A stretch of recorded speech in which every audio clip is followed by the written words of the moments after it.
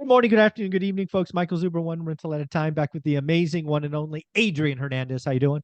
Let's go. Excited for this talk because Yeah.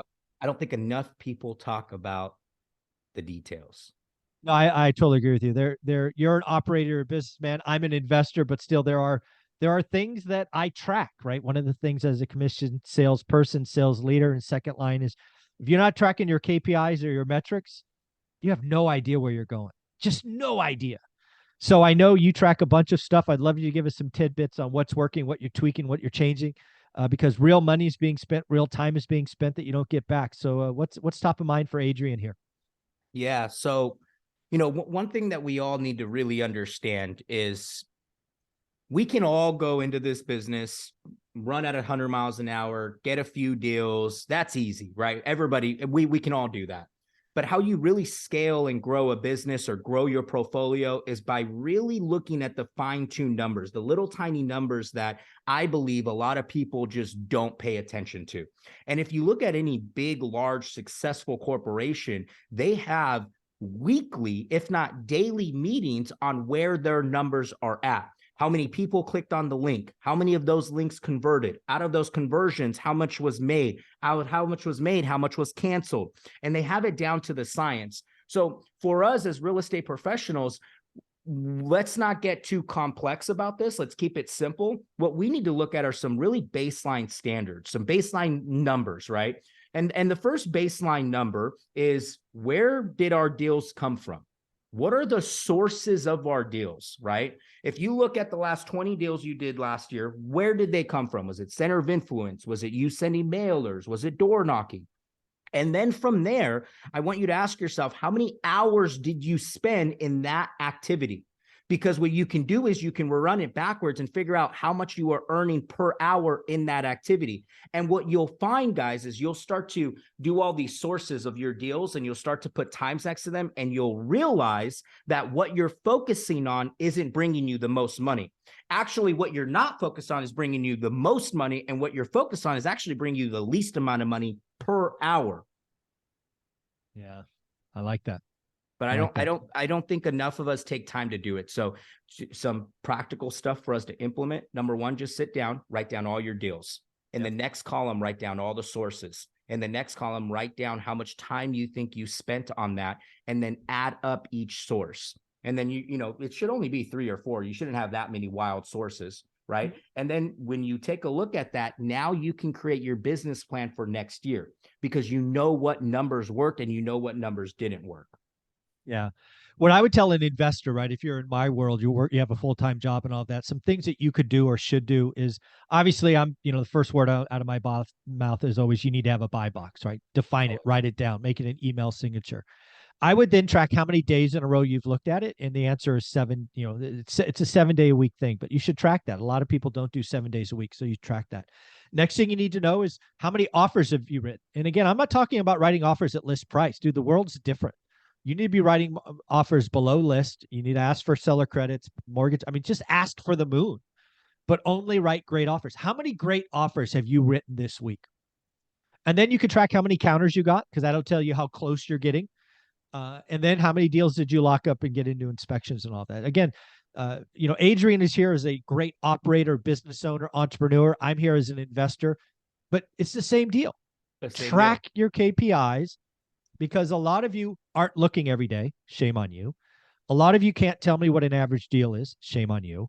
A lot of you don't know what a great offer looks like. Shame on you. A lot of you haven't written any. I'm not here. Yes, I send out cards and celebrate wins, but I want to celebrate writing a great offer. If you wrote your first great offer and it's 31% below asking and it gives you the right yield, that's a win. You can't force the seller to say yes. You control writing the great offer. So track it. Most of you don't. No. And I feel that hold on. Let me rechange that word.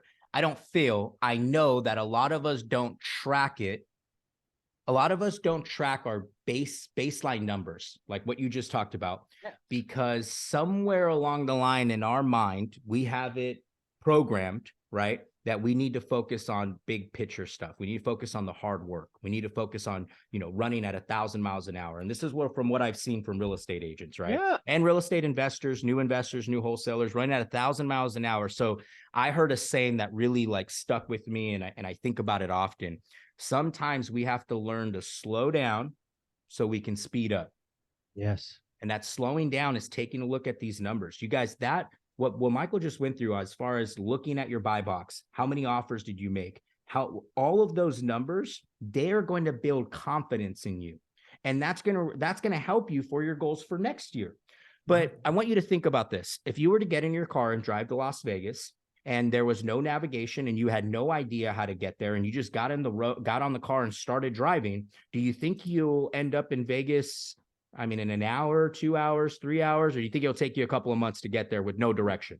Yeah. It's so amazing, right? One of the things I've done in my career is I've taken 3 products from whiteboards to $100 million. And, people, when they really break that down, they're like, how'd you do it? Right. And the answer is I never focused on revenue. I'll say that again. 100 million bucks, So never good. focused on revenue, because as the guy in charge of this number, which was freaking vaporware 9 months ago, if I only focused on revenue, I would be so short-sighted. My job was to build 4 or 5 steps of a sales. It's called a sales funnel. You can just call it a process or a flow chart or whatever. And my job was to track the metrics, figure out the conversion, and then shove as much in the pipeline as I can. My job was to tweak conversions, like, first call meetings, POCs, quotes, right? Whatever those happen to be. And if I could fix the ratios, right? My job was to go, hey, we usually convert 12%. My dumbass was trying to get it to 18, right? 18 is 50% more. If I can do the same stuff up front, but I can increase the margin 50%, I freaking look like a genius. Yes, I had forecast calls, and yes, I had to do, most likely and commit and all that fucking nonsense. That was a show. My job was to fix the conversions from phase to phase. All that other stuff was just to get executives and CEOs, so I can talk their language. I was always focused on the conversions. If I could take a 12% conversion to 18, I look like a hero. And it's the same thing for sales and pipeline. Same thing. And if you take that same mindset and that same strategy and you apply it to your real estate business, you guys, this is how you make millions, right? Absolutely. And here's another thing that this will allow you to do. It will allow you to figure out where your money leaks. Where are you wasting a bunch of money that you don't need to be spending, right? Yeah, because if my conversion is 12% and I have one team that's executing at 9, guess what? They're going to get some fucking attention. Right? Is there one person that needs to go? Is it a vocabulary thing? Is it something's broken, right? If average is 12 and others are doing 18, you're doing 9, you're going to get my attention because you have overhead. I could fire your ass and get somebody else. So yeah, you're costing us money at this point. Yeah, and absolutely. See, a lot of us, we go 5-10 years, look back and go, oh shit, that wasn't working. I spent $200, $300, $400,000. That's why it's important we track these numbers so we can catch them early and we can catch them often. All of you, I want you to just make a habit that you look at this monthly. Make a habit that every month you just dive into your numbers, even if it's just for 5 minutes. It's a lot better than what you're doing right now, right? And you'll notice you'll start to gain the habit. Yeah. And the last thing to kind of wrap this up, too many people look at the end of the funnel, which in my old world was revenue, which for an investor might be units, like how many doors do you have? For an agent might be how many commission checks. Guys, that's almost the least important. Right. You got to worry about the steps in between and then the conversions. That's how the other product, shoots through the roof. So, Adrian, where can people find you? Instagram at Adrian Hernandez, YouTube, Adrian Hernandez. You guys implement this. Please do. Thanks, buddy.